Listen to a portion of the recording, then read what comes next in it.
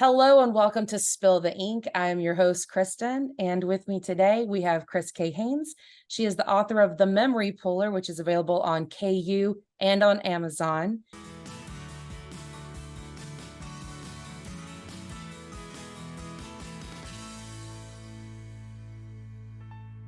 Hello, welcome.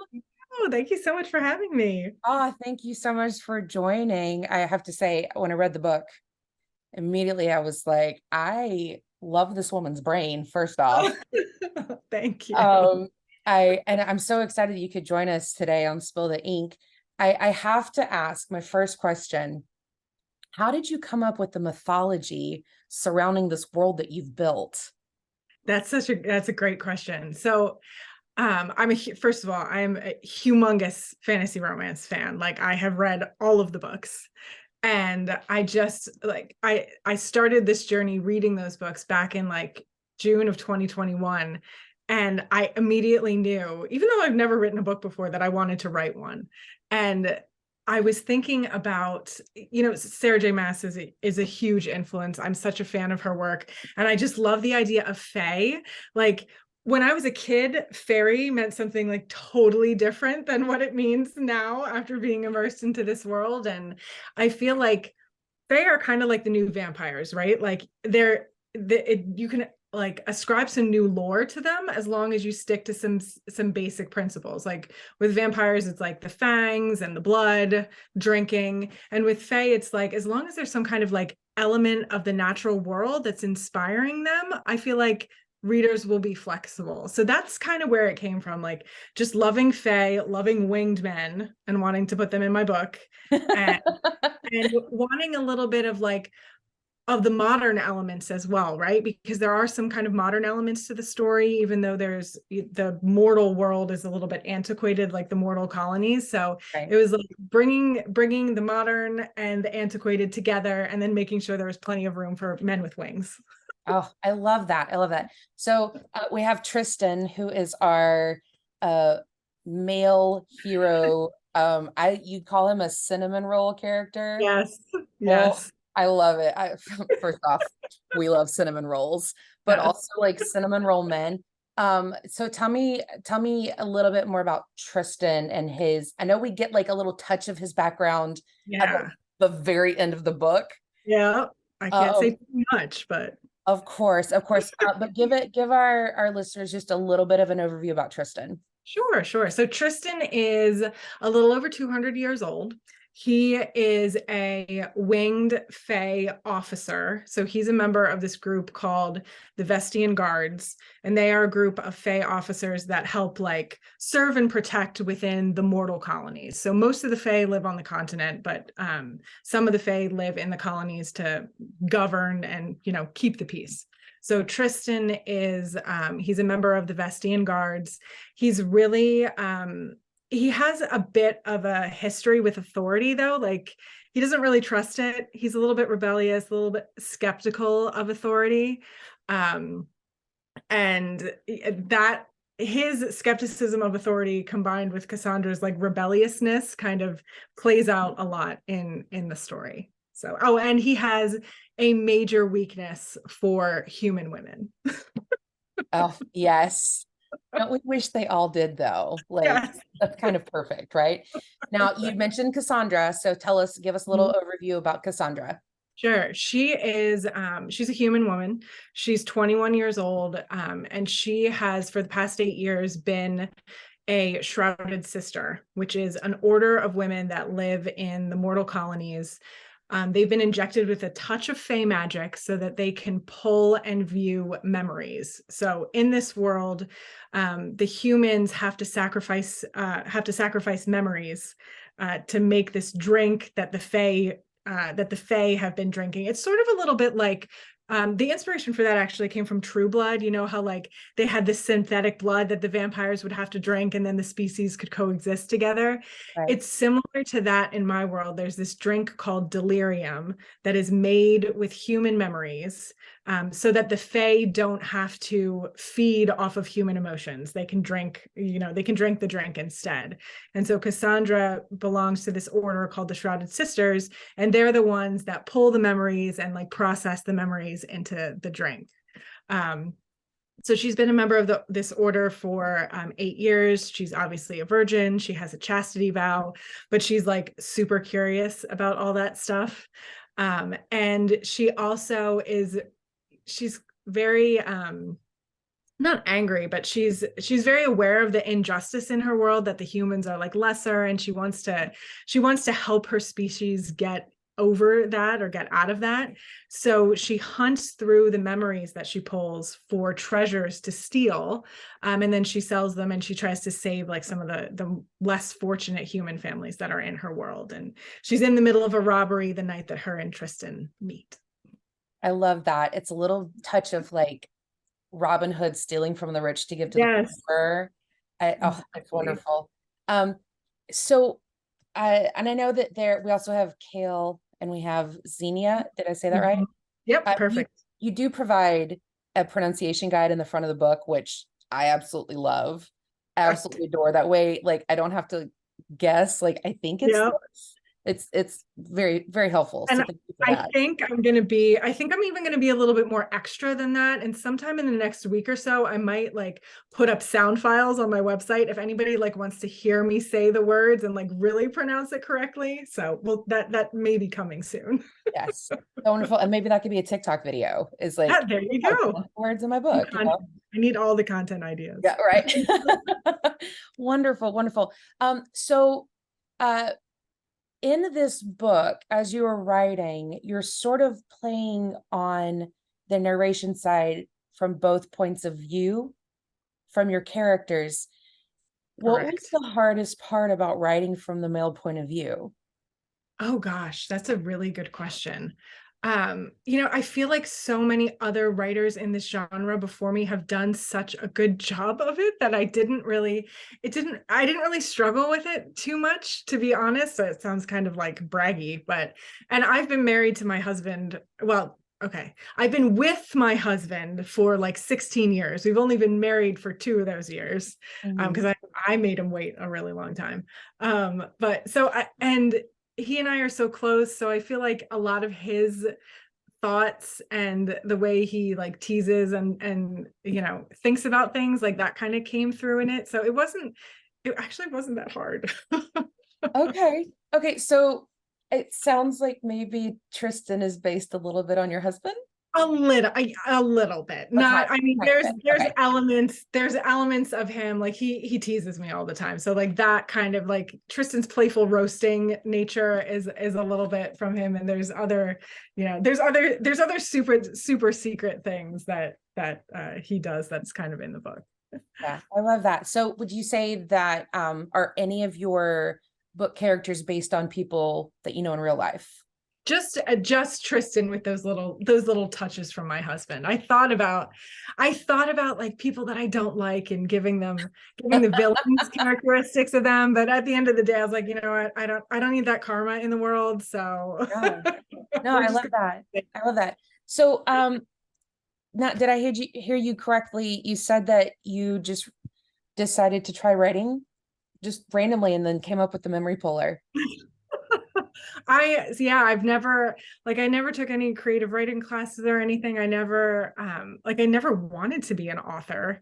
I never even thought about it. I mean, I have been a massive consumer of stories my entire life. Like when I was younger, I was a voracious reader. I read all the time.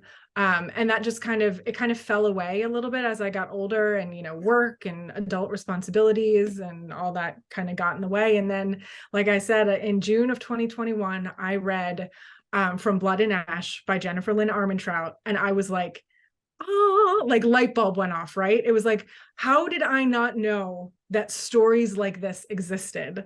And then I think I must have read 80 books that year because I just got obsessed. And there was something about it that just like sparked this creative like fire in my soul. I was like, I need to write one of these. I love that so much. I think that is fantastic. So now that you've written your first book, has the bug bitten? Are we going to Oh get my God, yes. more into I am never going to stop. It's just too much. It's too much fun. It's too Yeah. much fun. I still read as often as I can, but sometimes I'm like 4 or 5 chapters into a book and I'm like, gosh, I got to get over to my computer. Like I want to write the story that I want to read right now. I love that. So did you ever have like writer's block? It's like you wrote this So a year and a half? I started in December of 2021 and Okay. I did the first draft probably in about 4 months, but it went through many rounds of readers and like a developmental editor, and even I myself. The version that's out now is probably like draft 100. So it was a pretty long process, but it was really, really fun. Oh, that's amazing. Now, are there any scenes that got cut that you absolutely love and you're like, I have to save this for the next book or the next series or something? There's a lot of there's some scenes that I cut from the first one where it was like they had jokes that I loved and they had dialogue that I loved, but they were repetitive and they weren't moving the story forward. So yes, there's definitely like some lines of dialogue that I'm like, this is too good not to use, but it's not going to make sense in this first book. So that, yes, there's stuff that definitely got saved for the second one, and maybe even the third one. The funny thing is, like, I started out with an outline, and book 1 got like a third of the way through that outline because it just took like longer to tell the story than I thought it was going to take. That's great. So you're thinking maybe we get 3, at least 3? At least 3. That's probably going to be 4. So 1 is done and out, obviously. Book 2 is drafted. I'm working on edits and I'm trying to start book 3. It's not going very well at the moment. I think I've like 500 words written because, marketing and trying to edit book 2. And I have a feeling, knowing where I started with book 1 and where I thought the story would end and how much shorter it ended up being, like there might be 4 or 5 books. I'm not totally 100% sure yet. Amazing. Well, that makes me excited. I'm here for the ride. This is a personal question just for me. Are we getting hardbacks? That is a really great question. Yes. I just Okay. don't know. Okay, that's okay. I'm hoping it's going to be this year. I have my cover designer and I are contracted to start working on one. And I'll say this here because, whatever. I think I'm going to add a bonus chapter from Kale and Xenia's perspective into the hardback version. So. Okay, well, that makes me happy. I like Tristan as the cinnamon roll. I absolutely love and adore. Kale is like the strong, silent, like touch her and die kind. And I'm like, oh, grumpy. And then Xenia's like sunshine. Like, I feel like you have all the basic wonderful tropes that everybody loves in each of your characters. Yeah. Because you have Cassandra, who is like I took a vow, I'm a strong woman, I can take care of myself. It's nice to have the help, but like I'll kill everybody if I have to. Yeah. And Tristan is like kind of like laid back, but also like really into Cassandra. And I love the magnetism that they have as soon as they meet. Yeah. But then you have Xenia, who's the sunshine to Cassandra's like strong, silent female character type. And then you have Kale, who is the grumpy, like, get off my lawn, to Tristan's like cinnamon roll. Totally. Yeah. Oh, they work so well. Totally nailed it. It's perfect. That's exactly the character dynamics. I love it. I love it so much. Xenia for me was like, if you took Hermione Granger and like married her up with Elle Woods, that's like the vibe. That's the vibe that I was going for with Xenia. Perfect. Nailed it. 100%. 100%. Well, so you're writing, you have finished the draft for the second book. Correct. Right? So now you're working on edits for the second book. Yep. And you're working on the draft for the third book. Yes. Wonderful. So can you let us into your writing process a little bit? Like, do you get some mood music? You get some snacks? Like, what do you do? Yeah, it's so funny. People always ask me about writing snacks, and I didn't know that that was a thing, but I feel like now I need to start snacking while I'm writing because I don't. You You need know, normally writing I'm just snacks. like, yeah, exactly. I normally just I drink tea when I write, or depending, like if I'm working in the morning, it's tea.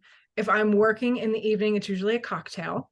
It's Yes. either bourbon and ginger ale Mm, or mezcal and grapefruit soda. Like I yes. keep it simple, but like they're good combos, right? Right, right. Um, I I put on music, but it can't have words. I have like a bunch of Spotify playlists that I listen to. There's one that it's funny. It used to be called creative writing, but they changed it to like morning study, and it's really like atmospheric, new agey, and it's just like it's like the perfect vibes to the point where I hear some of those songs now and they take me like back to when I was writing those scenes. And I do sprints. So I try to get 500 words at a time. And usually I'll do like 2 or 3 sprints a day. So I try to get at least between 1,000 and 1,500 words a day, maybe a little bit more on the weekends. And the most important like aha moment that I had with this when I started writing was like the first draft can be as shitty as possible. Like, don't try to make the words perfect. Just like get the idea on the page, vomit the idea on the page. It's going to be garbage, but you will have so many rounds to go back and like polish it and make the words perfect. So that really helped like unlock it for me where I could actually get to like 1,000 to 1,500 words a day. Cause I have a day job, right? I work in branding and marketing for 8 hours a day, and then I'm writing either before or after that. So Wow. Wow. So branding and marketing, that must help it with your does. marketing for your book, right? Like you've got all the tricks and stuff. It does. It does a little bit. Yeah. I mean, I've never marketed a book before, but I used to work in the toy industry. I worked in the toy industry for like 12 years. So tapping into like creativity and storytelling is not like totally alien to me. And then now I work for an agency and we work on a ton of different types of clients, but it certainly helps. I at least know the basics of, you know, impressions and how many people you're reaching and, you know, how to get people interested in the content you're creating. So that has helped a little bit. Wonderful. Lovely. Last question for you. I lied. Last 2 questions for you. So you said that you read a whole bunch when you were younger. What kinds of authors were those? What kinds of books were those? I feel like this is probably the most like basic bitch answer, but I was like obsessed with Stephen King when I was younger. I Okay. read all his books. It it was probably my favorite book of my childhood. The Shining was awesome. Like Needful Things, Salem's Lot, The Stand, like all of them. I think he's such a great storyteller, but his prose is very simple. Like it's simple and it's direct. And that's the vibe that I was going for in my book. And like his stories and his plots are so good, but his characters are like you come to love and really care about his characters. And again, that's kind of what I was going for in the memory pillar. Like before I even wrote down a word of what the plot was going to be, like I spent probably a good month like just figuring out who Tristan and Cassandra were, like their quirks, what do they want, what do they like, what do they not like, how do they look. Like I spent a lot of time getting to know them before I even thought about what their story was going to be. That's smart. And that helps you kind of know how to step into their shoes and how they would react in the scenes that you've done on your Exactly. outline. Oh, Exactly. I love And that. that was, you know, that was something I before I even started writing, I read Stephen King's book on writing, and he said like he's a total pantser. So he doesn't even make a plot. He just like thinks of the characters and he thinks of a situation to put them in, and then he just like figures out what they're going to do and like how they're going to react to it. So I was trying to channel a little bit of that when I was writing. I love that, the psychology behind writing Yes, and getting into the brain of the character that you've created. I love that. Uh, exactly. this is just another question for myself. Uh, if you had absolutely no limits whatsoever, and Universal comes to you and says, we want to turn your book into a movie. Who do you want to cast as your four Tristan, Cassandra, Xenia, Kale? Yeah. Oh, that's so good. Okay, well, like Cassandra and Tristan aren't going to be easy because I think about this all the time. Yes. And I'm going to give you like looks and then personality. Yes. So Cassandra, in my mind, is Jennifer Connelly from the 1990s. So like post Labyrinth, like she's older than Labyrinth, right? Because she was like a baby in that movie. Right. So like the dark hair, the blue-gray eyes, like I just think she is gorgeous. So that's who she looks like. And then her personality is definitely like Carrie Fisher, Star Wars, Princess Leia era, like snarky, rebellious. So that's Cassandra, easy.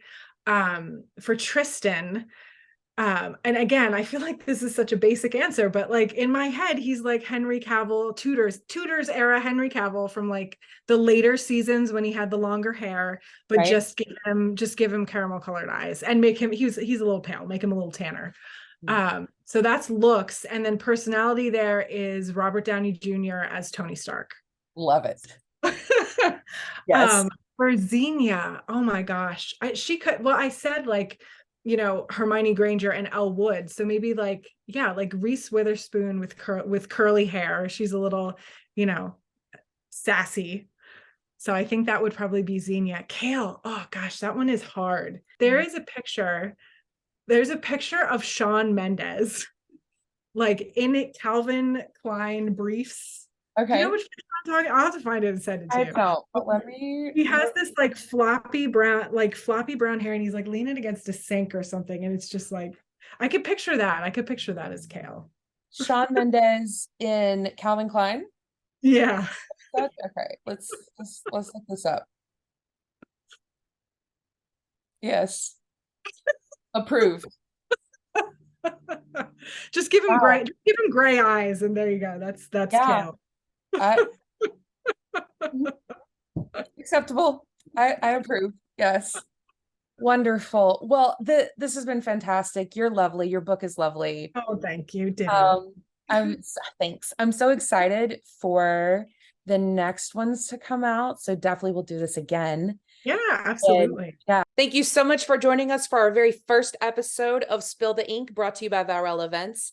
My name is Kristen, and I have been your host.